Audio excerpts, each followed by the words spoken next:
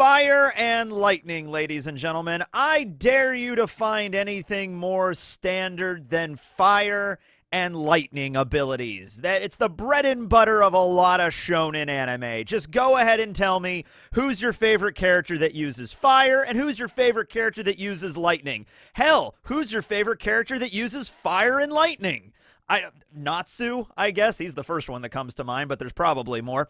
Anyway, in the last chapter of One Piece, we learned an interesting tidbit from Ripley about the Yggdrasil tree, about the treasure tree Atom, and about Elbaph in general. And you can trust Ripley. She's a biology teacher, so they probably know stuff about trees. Yeah, trees are living things. Yeah, I did tree facts for like 3 months. You'd think I know this by now, but whatever. She mentioned that there was a particular branch of the Yggdrasil tree where there was a village, and this branch of the tree was struck by lightning at one point. The whole village went up in flames, and because the wood was so ancient, it was impossible to put the fire out. So they had no choice but to sever the branch. Also, by the way, a lot of people are saying that might be where the giant sword comes from. That giant sword that's sticking out of Elbaph. People might be saying like, oh, maybe they used the giant sword to cut off the branches when they light on fire from lightning strikes. Which seems rather terrifying, by the way. Like, you build your entire culture on this giant tree, on the branches of the giant tree, and it's like, it only takes one bad thunderstorm to destroy your entire home and your entire community. And, I guess, subsequently loses part of the tree, too. So if the whole tree lights on fire, that's not a good thing. So, I don't know. Maybe the giant sword goes into play there. I don't know still who would pick it up and use it. Or maybe the other giants just, saw off the side of the branch. I'm not really sure, but we do see the remnants of this, like where a branch was just completely severed from the tree, and I guess dropped into the primordial world or dropped into the ocean, and then that's that. And so Ripley mentions specifically in a way that I think is super relevant for future chapters. Like, she's laying down some foreshadowing here. She brings up Elbaph's greatest weakness, or weaknesses, I should say, because there's two: fire and lightning. So there's a couple of ideas on where this can go from here, right? First idea, we have, of course, Nami and Sanji. Nami controls lightning. She has Zeus. Sanji has the Diable Jambe, and now the Ifrit Jambe, and his next upgraded version, I don't know, Lucifer Jambe. Something even cooler, right? So, fire and lightning, I don't know. Also, Sanji smokes a lot. He smokes a lot of cigarettes, so you got to be careful around that. Could be Nami and Sanji. Could be Eneru and Sabo. Eneru and Sabo, an unlikely pair, but a pair nonetheless. Eneru decides to descend from the fairy Verth. He finally got bored with living on the moon for the last 2 years. I really want that to be the thing, by the way. I eventually want Eneru to descend from the moon and, because it was his dream to go there for the longest time. Like, fairy Verth, endless Verth, I want him to finally return to the Blue Sea world and be like, yeah, the moon was boring as shit. I mean, I got a whole army of robots, and that was really cool, but, it was really boring. There wasn't much to do up there, so now I'm invading the Blue Sea world. That would be great. And then Sabo could join in, because Mera Mera no Mi, or the Ghost of Ace. Ooh. But, I think we're all forgetting about one character here. A very prominent character in One Piece. I completely forgot to bring them up in the review, and I apologize for that. I'm, of course, referring to the 15th commander of Whitebeard's crew, Fossa. Fossa with his burning katana.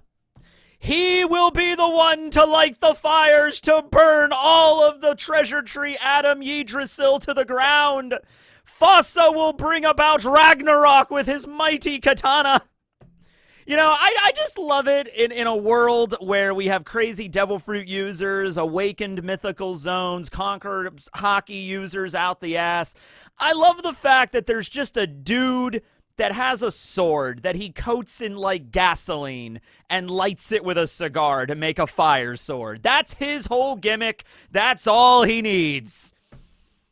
Good luck to you, Fossa. I hope you weren't one of the ones that got killed by Weevil. I hope you're still alive out there in the world somewhere, sharpening your sword for the next big fight. Okay, no. We're, of course, referring to Big Ma'am. All right. So Big Mom has three homies. One is a hat, Napoleon. He's not really relevant to this conversation. Sorry, Napoleon. But then we also have Prometheus, Fireball, giant sun fireball homie. And then we also have the newest addition, Hera, who is the lightning homie that replaced Zeus. Zeus is now in the possession of Nami. So, Big Mom having literally the abilities of fire and lightning, and you also understand her backstory revolves all around Elbaph. Like, we got first introduced to Elbaph. The first time we saw Elbaph was through Big Mom's flashback, you know, when she was freaking out over Mother Caramel's portrait, and then we flashback. And in fact, she even lit a village on fire in that flashback. I don't know exactly how she did that, because that was before she had the soul fruit, and she had a hunger pang over the semla. I don't exactly know how she set the whole damn village on fire, because I think it was a thing where, like, she was fasting, and she's like, oh, Mom, I don't know if I'm going to be able to make it through the whole week, or, you know, fasting on food or whatever, and she's like, it's okay, and then the next day they wake up and, like, the whole village is in flames. It's just like, what did you do? It's like, how? Practically and logistically, how did you do that? But at any rate, yeah, I mean, Big Mom was strong, even back in the day, right? Okay. So Mother Caramel saved the day there by using her soul abilities to make Pandora. Pandora was the name of that particular fireball homie, right?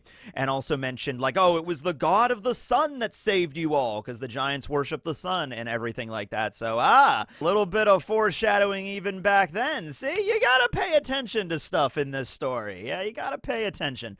All right, so we all know the story from there. Big Mom and Mother Caramel and the rest of the orphans move off of Elbaph. There's a birthday party for Lin Lin. Big Mom more than likely devours everybody there and absorbs the power of the soul fruit, and now has the ability to channel fire and lightning. Okay. And then through the years, eventually has 85 kids, builds a country, and now she's Big Mom. Okay. And then that all culminates in her being dropped into a giant hole by Trafalgar D. Law and Eustace Captain Kidd, and taking a nice warm lava bath. Or sorry, magma. When it's under the ground, it's magma. When it's above the ground, it's lava. Gotta pay attention to that. Wait until Sakazuki has to fight against the lava fruit user. Yeah, that's gonna happen at some point. So yeah, no. I know a lot of us are probably tired of Big Mom and Kaido's, like, shtick at this point. You know, it's like they were such a big part of the story. Like, Big Mom had an entire story arc, and then immediately after that, she was also prominently featured in Wano. Kaido also was featured all through Wano. Wano was 150 chapters around that. So I can understand why it's like we want to move beyond Kaido. We want to move beyond Big Mom. After all, they're no longer emperors of the sea. The new emperors are, of course, you know, like Luffy got Kaido's spot, and Buggy rightfully received Big Mom's spot, and then we also have Blackbeard and Shanks, right? So far from the way the story is progressing, I think it would be perfectly fine if, like, Kaido and Big Mom really aren't mentioned, you know, until the end of it, but that's not how Oda does things, you know? Like, when there's loose ends to tie up sometimes, or when something doesn't make, like in this situation, we're on Elbaph. Elbaph has deep connections to Big Mom in a bunch of different ways, through Mother Caramel and the destruction of the village and the death of Yorl, but then also the whole thing with Lola and the marriage between her and Loki that fell through, and just the giant's hatred for her. Gerd was Big Mom's childhood friend, for God's sakes. Like, I'm just saying, and now the fire and lightning thing, like, I'm just saying that, like, if Big Mom was incorporated into this arc, it would make sense. I mean, maybe some of us would groan, and some of us would be like, oh my God, this lady again, Big Mom, really? She's coming back into the story after so long. Couldn't she have just stayed in the freaking volcano pit or something, you know, just like with Kaido, and it is like, until the end of the story, we don't need any more of Big Mom. But, like, honestly, I think at this point, like, it would make sense for her to show back up again here. But it would also, I think, make sense for Eneru. I mean, more sense for Big Mom, obviously, because there's a history there. But, like, you know, Thor, the god of lightning, Eneru, also god of lightning, shows up out of nowhere. I mean, there's a lot of ways you can connect the dots here. We also have Loki, who is now unbound, and the Gods Knights are present. Dude, like, we could have an absolute melee here. Like, this would be... Oh, dude, okay, how about this? This would be nuts. Big Mom shows back up again, right? Half of her face is like melted off because, magma and all that. She's not looking too hot, all right? But she's still alive. She's still got her homies, Hera and Prometheus and Napoleon. And she shows up and she's doing her mama, and she's like fire and lightning and attacking everybody and all that kind of stuff. And then the Gods Knights are there, right? And even like Shamrock left, but like the Gods Knights are there with their mission and they're like, whoa, Big Mom's here all of a sudden. Okay, I guess we're going to have to fight her now, right?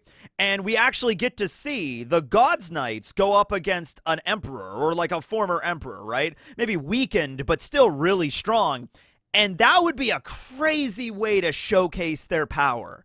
Instead of showcasing like Summer's ability or Killingham's abilities or Gunko's abilities to their fullest on the Straw Hats or the Giants, it's on Big Mom. Big Mom shows up and just like, you thought I would be gone forever. I will make you giants obey me. I will accept you into Totoland. You will join me. And then she shows up out of nowhere completely. I have no idea how this would go, by the way. The implication is that we understand from Cypherpool Zero's last transmission as the one dude that escaped. I think it was Joseph was the last one that left, that Big Mom's ship was there, right? So I'm thinking it's very possible that they're not still in the magma pool, that the volcano erupted and they got knocked out of the magma pool, and then it was Big Mom's ship, like Parasparrow and Smoothie and everybody, that picked them all up and then brought them on the ship. Did Parasparrow die? I can't remember now if he eventually died during all of that. Whatever, Smoothie was definitely still there. They pick up Kaido and Big Mom and get them out of there. Okay, and so that's where like they would be at right now, like recuperating from all the damage they Wano, right? So if Big Mom showed up to Elbaph, she wouldn't be showing up by herself. She would be showing up with her crew, okay? Or at least some of the stronger members of the crew, like Smoothie and everybody. We still haven't seen what Compote can do. Compote is the first daughter, the one with the fruit hat. I'm kind of always interested in what she could do because she's the eldest. Or the eldest daughter. Anyway, Paraspare is the eldest one altogether. And then we also saw what was up with Katakuri and Oven during the Caesar cover story. Cracker was defeated by Kuzan, so he's taken care of there. But, just to kind of, wrap up a lot of stuff with Big Mom's story, and then maybe we can also touch upon some stuff with Mother Caramel to actually finally definitively find out what happened to her and everything. Maybe Gerd can meet Big Mom again. That would be something to, tie up all these loose ends. And then Big Mom finally dies for good.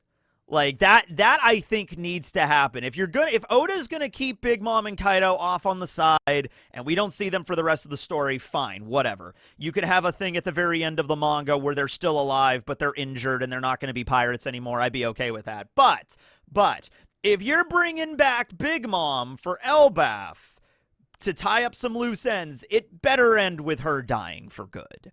And I think that would be the perfect place for her to go, kind of thing, it's Elbaph and everything, and so the rage of the giants has finally had enough of it. Remember, that whole, arranged marriage wasn't Lola's idea, it was Big Mom's idea. Loki was smitten with, Lola for sure, but Lola did not want to get married to him, all right? She did not want her fate decided for her. That's why she decided to leave, okay? To escape her fate. Lola could have been a JoJo's protagonist, now that I'm actually thinking about it. But anyway, what if Loki sees Big Mom, and Loki is like, wait a minute, my beloved Lola, you forced her to marry me, and she didn't want that. How dare you? And then, maybe Loki would be the one to kill Big Mom. Oh, that would be a way to display Loki's abilities, too. I love how we're just using Big Mom as, a measuring stick at this point. It's just all right, who can one-shot Big Mom? Members of the Gods Knights or Loki? We need some way to showcase how really strong Loki is with his ancient, lost, mythical devil fruit. Mythical Zoan, we don't know what it is, but he has some really strong, powerful devil fruit, right? It would be crazy if Big Mom showed back up and Loki picked up Ragnir and was just like, how dare you? Ooh! And then just smashes Big Mom into a... If you've ever played the video game Medieval 2, it was a game I used to play way back in the day. I did some reviews of it on the channel way back in the old days. there's a level of medieval where you're in the freak show and there are these big bearded ladies wearing tutus that you're fighting, and you hit them with a hammer and they turn to like a pancake, and I always thought that was funny as a kid, like that's just that little like cartoonish animation there. So that would be so funny if that's what happens with Loki. Loki takes his warhammer, brings it down on Big Mom, and she literally just gets turned into a pancake, and then that's the death of Big Mom. Loki killed her. Can you not really think of a better way, though? Like, for it to, if Big Mom was gonna die, if the magma did not kill her, if the fight at Onigashima did not kill her, and there had to be a moment where she died, could you really think of a better way than Loki killing her? Like that, or even one of the God's Knights killing her would even make sense. You know what I mean? It's just it could all tie together right now. As for what's up with Kaido, I have no earthly idea. If Kaido would show up again too, dude. Let's just throw everybody into Elbaph. We've been sitting here like, man, I wonder, because I don't think Loki's gonna be the main villain of Elbaph. I mean, Loki's definitely gonna be pissed off now that he's freed, and he's gonna go after. He has a hit list for sure, okay? But I don't think Loki, despite all of his bravado of like, I'm gonna destroy the world, I'm the sun god, I will bring ruin to Elbaph, and despite the fact his hammer Ragnir literally takes the word Ragnarok and Mjolnir, from Thor's hammer, it literally means iron lightning, is like, or metal lightning is the literal translation of Ragnir. Despite all of that, I don't think Loki will be that person, okay? I don't think he'll be the objective villain of Elbaph. I think it's gonna be somebody else. So I mean, like, we have the God's Knights right there, but some other players might show up. Big Mom, Eneru. Let's just throw everybody into Elbaph. Let's just make this insane and make it into a battle royale melee and see who comes out at the end of the day. And I do think ultimately that tree is going to catch on fire. I mean, Ripley did say in the last chapter, like, fire and lightning, biggest weaknesses of Elbaph. Why else would it be relevant for her to say that, right? Like, that's basically teeing it up that, like, yeah, this tree's gonna get lit on fire. Now, is it also kind of a rehash of what we had at Onigashima, where Orochi was going around like, I am Lord Orochi, I have 8 extra lives, and I'm gonna spend all of them lighting things on fire? Like, really? I mean, it was good to do the Orochi voice again. It's been a while. But anyway, yeah, I mean, we just did that, but, like, once again, does it make sense? Yeah, it makes sense. It makes sense the tree's eventually going to get lit on fire. It's also, oh, well, okay. I just thought of another way that we could do this, too. You know how Charlie's prophecy said that Luffy is ultimately going to be the one to destroy Fishman Island, and she looked into her crystal ball and she saw the island up in flames, and that was, of course, the mother tree Eve. Well, this is the treasure tree Adam, kind of on opposite sides of the world. Luffy is the sun god. Loki might be the sun god. But then again, Eneru also claimed to be a sun god. Not a sun god. He just claimed to be a god in general. But he could descend and he could light the place up. Look, there's a lot of characters in One Piece that use fire and lightning. We went through all of the Straw Hats, pretty much every single one of them, except I think Brook and Jinbei, and I guess Robin, have the ability of some kind of firepower or lightning-based ability, okay, in order to light the tree on fire, all right? Like, Luffy has one, Zoro has one, Sanji, Nami, Usopp, Chopper might have one, Frankie definitely has one, right? So it's like all of these things, you could see a bunch of different ways this tree's gonna go up in flames, right? And then maybe that giant sword will have to be utilized. The tree will get lit on fire. We need to pull out the mighty sword. We need to pull out Excalibur and use it to slice off the branches. That's what it's there for. How do you lift the thing up? I have no idea. How would they lift that thing up? Because that sword is so big, like even Loki. Loki is the size of Oars. He's a big dude. Loki's not even big enough. I mean, that sword stretches through like 3 layers of Elbaph, okay? The only things that are going to be able to pick up that sword are like the Florian Triangle monsters or maybe like Zunisha. Zunisha shows up, wraps the sword around his trunk, lifts it up, and severs a branch. Like, unless that happens or there's some devil fruit shenanigans. Oh, but the devil fruit that Loki has might allow him to do that. It might allow him to get bigger and pick up the sword, or turn into something, some mythical creature that allows him to be big enough to use the sword. It could be that as well, absolutely. Let's not throw that out there, right? But let's see here. Okay, fire and lightning abilities. Also, it's not the same kind of lightning, but the abyss, using the circle to summon the God's Knights, that also creates black lightning. That's not, lighting the tree on fire, but it could be seen as like, it's like, oh, yes, the thing that eventually brings about the end of Elbaph is the abyss, is the God's Knights summoning one another, and they do so by utilizing lightning and then smoke. So you can see lightning and fire as represented in the abyss there, and it's like that's symbolic because it brings down all of Elbaph with the God's Knights arriving. So you could look at it that way as well.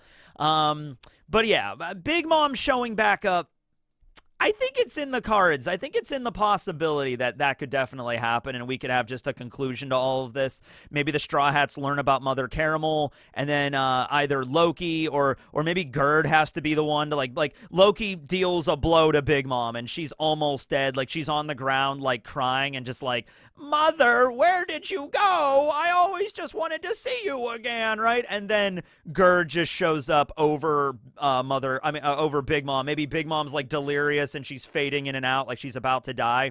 She looks up and she thinks she sees Mother Caramel, but it's actually Gerd, like one of those moments, like a hallucination. And then Gerd just kind of looks down and is like, oh, Linlin, I wish we could have been friends. I mean, like, maybe we still are friends, but like, well, looks like this is the end. And she just brings up the axe and just brings it down, and then that's how Big Mom dies. Like, I don't know, man. I don't know. I kind of would prefer that, like something to happen to her there to like conclude her story rather than just like not talking about her until maybe the epilogue. Like, oh, we don't mention Kaido and Big Mom until the epilogue, and then we see them in some part of the world. Big Mom is even older now. She's like 88, and she's there, and she's like, I used to be a pirate. I could have been the ruler of the world, but now I'm... she's just so sick, and that's like the last time we see Big Mom. If it's a choice between that or seeing her show up in Elbaph and actually dying and have a conclusion to her character, I'd prefer that personally. But let me know what you think, because, yeah, it's a rather contentious thing, I guess, with Kaido and Big Mom being involved in the story again. But felt like I had to bring up, considering, Prometheus fire and Hera lightning, and so there's lots of that. Anyway, thanks for watching. Hope we see Fossa again. Teching 101, signing out.